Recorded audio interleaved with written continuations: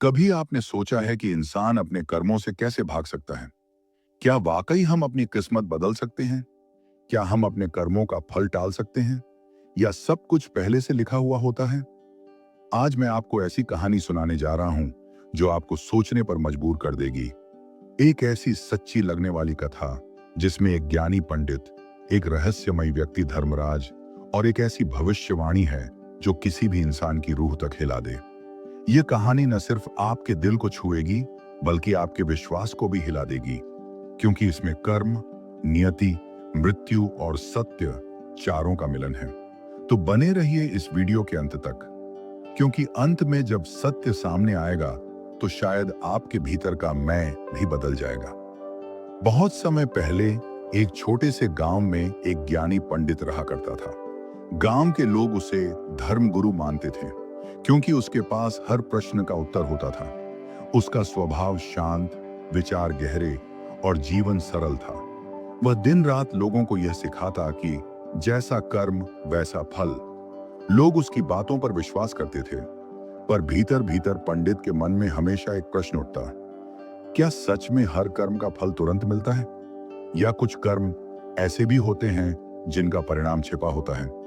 यह सवाल उसकी आत्मा को सालता रहता। वह जानता था कि कोई भी कर्म व्यर्थ नहीं जाता, लेकिन उसने यह भी देखा था कि अच्छे लोगों के साथ बुरे हादसे और बुरे लोगों के साथ अच्छे परिणाम होते हैं।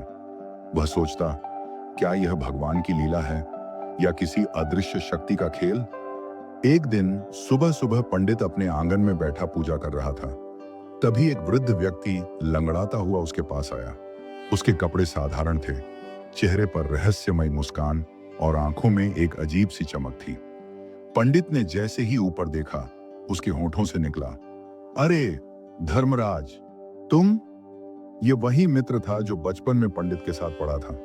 धर्मराज एक पैर से अपाहिज था, बोलने में धीमा, पर हृदय से बहुत अच्छा व्यक्ति था। पंडित ने उसका स्वागत किया और बोला, कितने वर्षों बाद मिले हो, आज आना हुआ कैसे? धर्मराज बोला, बस यूं ही, एक पुराने दोस्त से मिलने की चाह थी। सुना तुम अब बड़े ज्ञानी हो गए हो, सोचा मिल आऊं।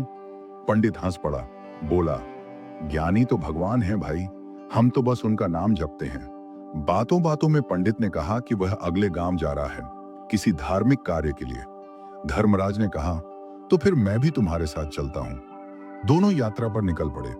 रास्ता लंबा था, दोनों चल रहे थे, बातें कर रहे थे, हंस रहे थे। पंडित ने चलते चलते पूछा, भाई तुम्हारा नाम धर्मराज बड़ा अजीब सा लगता है, क्या तुम्हारे माता पिता ने कोई विशेष कारण से रखा था?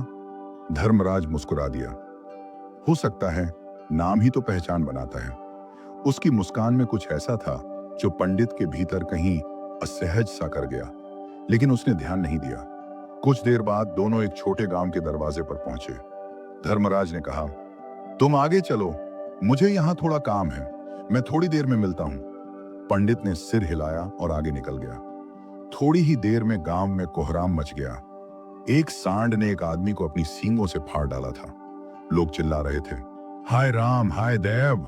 और ठीक उसी समय धर्मराज फिर से पंडित के पास आ गया, शांत चेहरे के साथ। पंडित ने कुछ पूछना चाहा, पर फिर रुक गया। मन में प्रश्न था, यह क्या संयोग है? थोड़ी देर बाद दोनों अगले गांव पहुंचे। वहां एक विशाल मंदिर था, साफ जगह, रात्रि विश्राम के लिए उत्तम। पंडित ने कहा, भाई आज यहीं विश्राम करें, रात गहरी हो गई है, चलना उचित नहीं। धर्मराज ने कहा, आप भोजन कीजिए, मुझे एक काम है, बाद में लौटता हूं। पंडित ने मंदिर में भोजन किया, फिर आराम करने लगा। कुछ ही देर में उसने देखा कि दूर से धुएं के बादल उठ रहे हैं, और देखते देखते पूरा गांव जल उठा। चीख पुकार मच गई, आग सब कुछ निगल रही थी। पंडित भयभीत था। उसने सोचा, धर्मराज फिर गया था इस गांव में, जहां यह जाता है वहां मृत्यु क्यों आती है? पर उसने उस रात कुछ नहीं पूछा, बस मन में बेचैनी लेकर सो गया। सुबह हुई, यात्रा जारी रही। तीसरे गांव के पास पहुंचते ही धर्मराज फिर बोला, पंडित जी आप आगे बढ़िए, मैं अपने एक मित्र से मिलने जाता हूं। इस बार पंडित ने तय किया कि वह पीछे से नजर रखेगा। धर्मराज गांव के भीतर गया। थोड़ी देर में गांव वालों की आवाज आई, अरे किसी को सांप ने काट लिया, उसकी मौत हो गई। और तभी धर्मराज वापस लौट आया, बिल्कुल शांत भाव से। पंडित से रहा नहीं गया। उसने पूछा, धर्मराज, तुम जहां भी जाते हो वहां मौत क्यों आती है? कौन हो तुम आखिर? धर्मराज मुस्कुराया, पंडित जी, आप तो ज्ञानी हैं, फिर भी नहीं समझे कि मैं कौन हूं। पंडित बोला, मैंने कुछ अंदाजा लगाया है, पर कृपया बताओ। धर्मराज बोला, मैं यमदूत हूं, यमराज का सेवक, जिनकी आयु समाप्त होती है उनके प्राण लेने आता हूं। पंडित स्तब्ध रह गया। उसकी रगों में सिहरन दौड़ गई। उसने पूछा, तो बताओ, अब अगली मृत्यु किसकी है? धर्मराज बोला, अब अगली मृत्यु तुम्हारे उसी मित्र की है जिससे तुम मिलने जा रहे हो, और उसके मरने का कारण तुम ही बनोगे। यह सुनते ही पंडित भयभीत हो गया। उसने निश्चय किया कि वह अपने मित्र से नहीं मिलेगा ताकि उसका कारण न बने।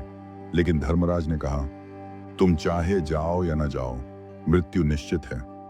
तुम उससे न मिलो तो भी वह मरेगा, क्योंकि उसका समय पूरा हो चुका है। पंडित स्तब्ध। उसे विश्वास नहीं हो रहा था कि यह सब यथार्थ है। और तभी दूर से एक व्यक्ति तेजी से दौड़ता हुआ आता दिखाई दिया।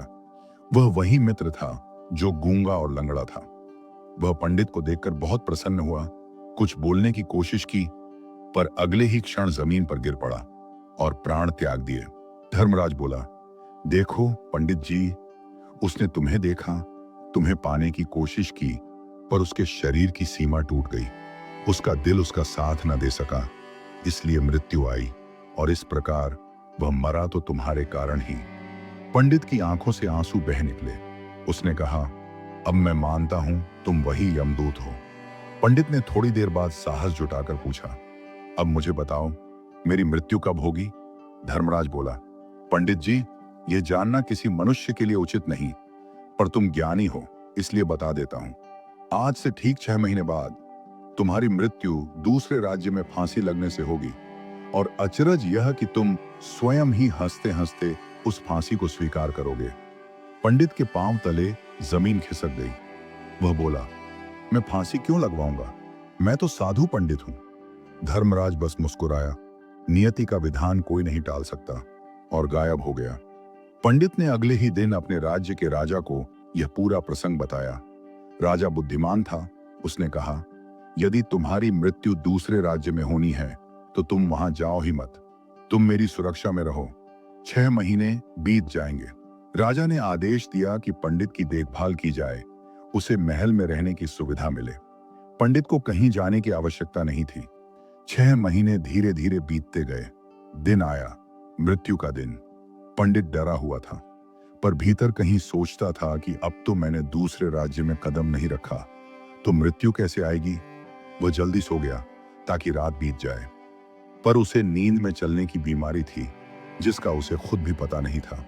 उस रात पंडित नींद में उठा, महल से निकल पड़ा और रास्ते में सबसे तेज घोड़े पर सवार हो गया। किसी ने रोका नहीं, क्योंकि सब जानते थे कि वह राजा का अतिथि है। घोड़ा दौड़ता गया, सीमाएं पार करता गया, और पंडित दूसरे राज्य में जा पहुंचा। वहां महल के दरवाजे खुले थे। रात गहरी थी, पहरेदार सो चुके थे। पंडित सीधे राजा के कक्ष में पहुंचा, जहां राजा और रानी सो रहे थे, और वहीं जाकर वह लेट गया। सुबह हुई। राजा ने देखा, एक अजनबी रानी के पास सोया हुआ है। क्रोध से उसका चेहरा लाल हो गया। इसका सिर कलम कर दो, इसे फांसी पर चढ़ा दो, आदेश गूंज उठा। पंडित होश में आया। उसने खुद को कैद में पाया। अगले दिन उसे दरबार में लाया गया। राजा ने पूछा, कौन हो तुम? मेरे महल में कैसे आए? पंडित रोते हुए बोला, महाराज, मुझे कुछ नहीं पता। मैं नींद में चलने वाला आदमी हूं, पर मुझे इतना जरूर पता है कि आज मेरी मृत्यु का दिन है। राजा चौंका। कैसे? पंडित ने धर्मराज से हुई सारी बात सुना दी। फांसी की भविष्यवाणी, 6 महीने की अवधि, सब कुछ। राजा ने सोचा कि यह झूठ हो सकता है, पर उसने कहा, यदि यह सच है तो मैं तुम्हारा हत्यारा नहीं बनूंगा।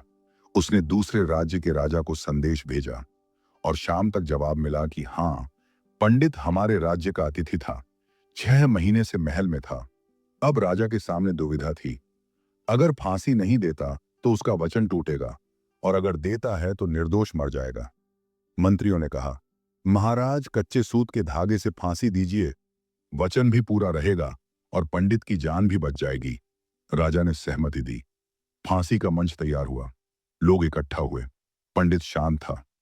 उसे याद आया धर्मराज का वाक्य, तुम स्वयं अपनी फांसी को स्वीकार करोगे।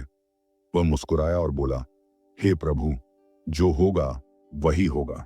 उसने फांसी का फंदा अपने गले में डाला। रस्सी कच्चे सूत की थी। राजा ने इशारा किया और लीवर खींचा गया। धागा टूट गया, लेकिन उस झटके से पंडित के गले की एक नस फट गई। वह नीचे गिरा, तड़पने लगा और कुछ ही क्षणों में प्राण त्याग दिए। पूरा दरबार स्तब्ध था। कच्चे सूत के धागे से भी मृत्यु संभव हो सकती है। धर्मराज की भविष्यवाणी सच हुई थी। मृत्यु के बाद लोगों ने कहा, देखो, नियति को कोई नहीं बदल सकता। धर्मराज की बात सत्य थी। मृत्यु वही थी, कारण वही, तरीका वही। पंडित ने पूरी कोशिश की पर बच नहीं सका। और यही सच्चाई है। कर्म और काल दोनों अपने अपने नियम से चलते हैं। भगवान श्री कृष्ण ने भी गीता में कहा है, जो होना है वह होकर रहेगा। तुम चाहे कितनी ही सावधानी बरतो, लेकिन नियति की रेखा को कोई नहीं मिटा सकता। अगर पंडित ने अपनी मृत्यु के बारे में जानने की जिज्ञासा न दिखाई होती तो वह 6 महीने भय में नहीं जीता, वह जीवन को प्रेम से जीता। दोस्तों, इस कहानी से हमें एक गहरा संदेश मिलता है। हम सब अपने कर्मों के स्वामी हैं, पर नियति के दास भी। हम जो करते हैं उसका फल निश्चित है, पर परिणाम कब और कैसे मिलेगा यह ईश्वर की योजना है। इसलिए डर डर कर नहीं, बल्कि सत्य और कर्म की राह पर चलकर जीवन जीना ही सच्चा धर्म है। कभी मृत्यु से मत भागो, क्योंकि मृत्यु अंत नहीं, वह सिर्फ एक स्थानांतरण है, जहां आत्मा अपने कर्मों का हिसाब लेने जाती है। और याद रखिए, धर्मराज केवल एक व्यक्ति नहीं, वह हमारे कर्मों का प्रतीक है। वह हमेशा हमारे साथ चलता है, बस हम उसे पहचान नहीं पाते। दोस्तों, यही थी आज की कहानी, कर्मों का खेल और मृत्यु का रहस्य। एक ऐसी कहानी जो हमें याद दिलाती है कि हर कर्म का फल मिलता है, बस सही समय का इंतजार करना होता है। अगर आपको यह कहानी अच्छी लगी हो, अगर इसने आपके दिल को छुआ हो, तो प्लीज इस वीडियो को लाइक करें, अपने दोस्तों और परिवार के साथ शेयर करें, क्योंकि शायद किसी को आज ये सुनने की जरूरत है। और नीचे कमेंट में जरूर बताइए, आपके हिसाब से कर्म बड़ा है या नियति। ऐसी ही और सोचने पर मजबूर कर देने वाली कहानियां सुनने के लिए हमारे चैनल को हाइप और सब्सक्राइब करें। और हाँ, बेल आइकन जरूर दबाएं, ताकि जब भी हम कोई नई कहानी लेकर आए, आप उसे सबसे पहले सुन सकें। धन्यवाद दोस्तों, मिलते हैं अगली कहानी में, जहां फिर से एक नया सवाल होगा और शायद एक नया उत्तर भी।